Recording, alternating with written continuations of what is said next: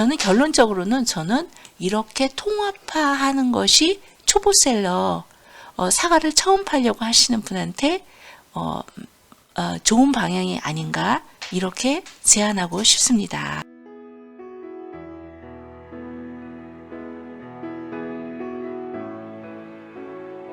안녕하세요. 거창의 브라보입니다. 저는 경남 거창 고제면에서 사과 농사를 하고 있어요. 제가 스마트 스토어에 상품 등록, 사과 상품을 등록을 하면서 알게 된 경험을 공유하고 싶습니다.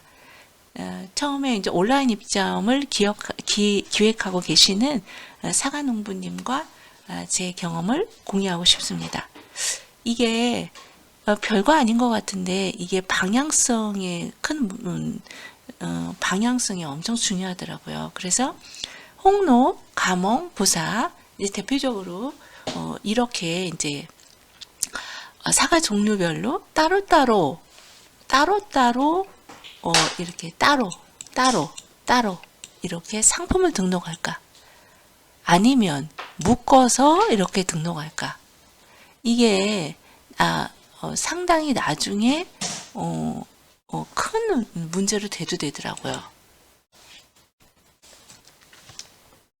그래서 따로 팔까? 같이 팔까? 묶어서 팔까? 이거 한번 제 경험을 이야기해 보겠습니다.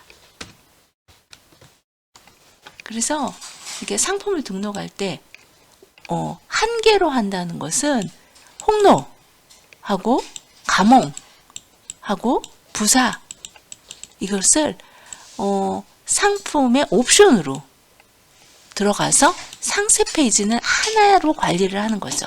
그래서 옵션으로 이렇게 들어가는 겁니다.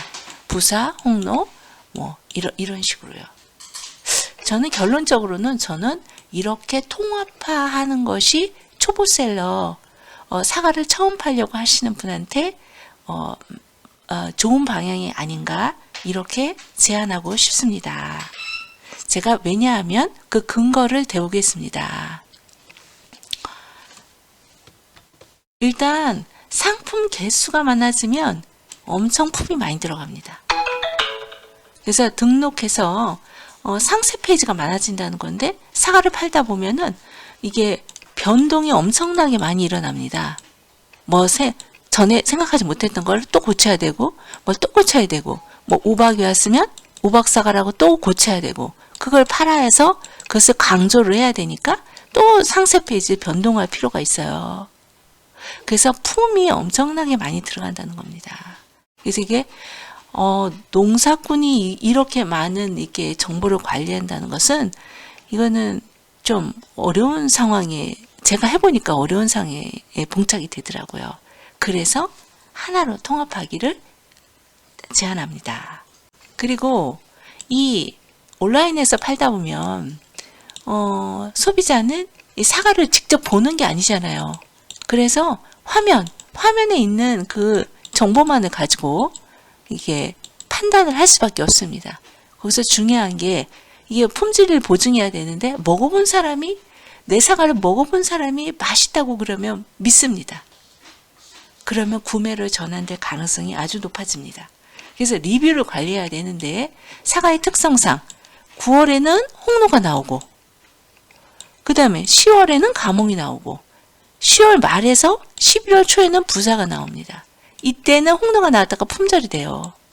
그 다음에 또 가몽이 나왔다가 품절이 돼요. 그 다음에 부사를 내년 봄까지 팔기 시작합니다. 그랬을 때 이것을 분산을 시켜 놓으면 이게 리뷰가 이게 5건, 10건, 5건 이러면 이걸 통합해서 20건으로 관리를 해야 리뷰를 모아지는데 이게 분산이 되면서 벌써 홍로는 벌써 가버렸죠? 갔으면 홍로의 그 리뷰를 부사로 끌고 올 수가 없다는 겁니다. 그래서 사과를 파는 농민한테 더 불리해집니다. 네. 그리고요, 또, 이제, 소비자의 눈에 요즘에는 모바일로 저도 이제 보면 이렇게 통계를 보면 다 모바일로 들어옵니다. 그래서 이거 코로나 시대에 비대면으로 하기 때문에 더욱더 모바일 움직이면서 다 주문을 완료한다고 보고, 우리 같은 소농은 일단 포기할 거를 빨리 포기해야 된다고 봅니다. PC도 작고 모바일도 작고 이러려면 너무 에너지가 분산이 돼가지고 더 안 좋은 것 같아요. 그런데 노출을 하기 위한 광고를 잡잖아요. 노출이 돼야 알짱알짱 돼야, 소비자 눈에 알짱알짱 돼야 유입이 되고, 유입이 된 다음에 일단 상세 페이지에 들어와서 나의 설명과 내가 설득을 해야 되겠죠. 그런데 광고를 때리려면 이게 사과가 홍로 나왔다가 그 다음에 감옥 나왔다가 그 다음에 부사 나왔다가 이러니 어느 걸 광고를 때립니까? 이 돈이 막 광고비가 분산이 돼버려요.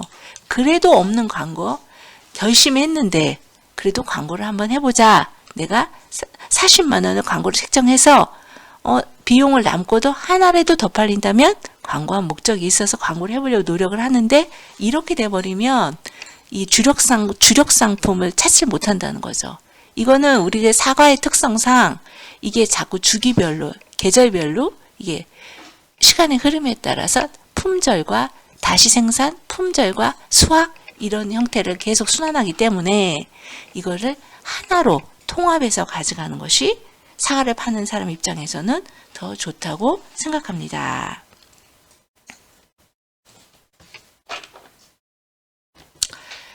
그 다음에 하나 더 추가해 보겠습니다. 저희가 이제 SNS를 통해서 노출이 안 되니까 SNS를 통해서 나의 상품을 스마트 스토어까지 끌고 갑니다.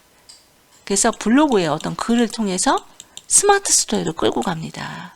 근데 제가 이런 경험이 있어요. 사람들이 직불금에 대해서 상당히 검색을 많이 하더라고요. 그래서 제가 직불금을 포스팅을 했습니다.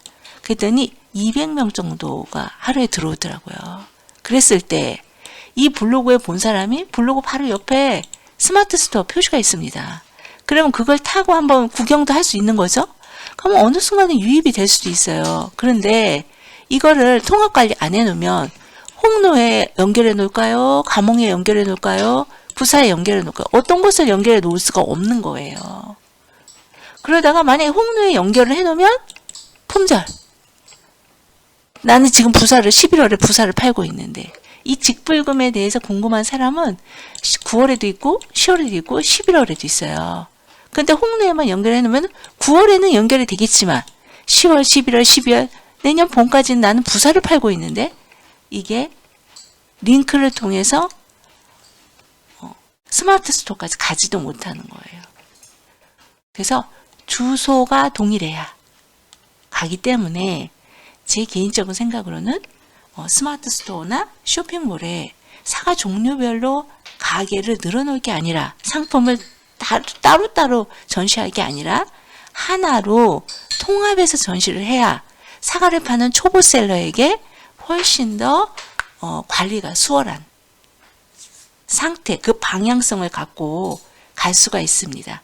방향이 틀리면 다시 되돌아서 다시 가야 되잖아요. 엄청 힘들어요. 그래서 처음에 시작할 때 그 방향으로 가면 힘들더라도 다시 돌아오진 않잖아요. 오늘은 이게 별로 중요한 것 같지 않지만 실질적으로 실전에 들어가면 이게 중요한 사항이라 한번 제 경험을 공유해 봤습니다. 감사합니다. 오늘도 좋은 하루 되시고요. 저는 부사를 수확합니다. 또 다들 부사를 수확하실 텐데요. 건강 조심하시고요. 감사합니다. 좋은 하루 되세요.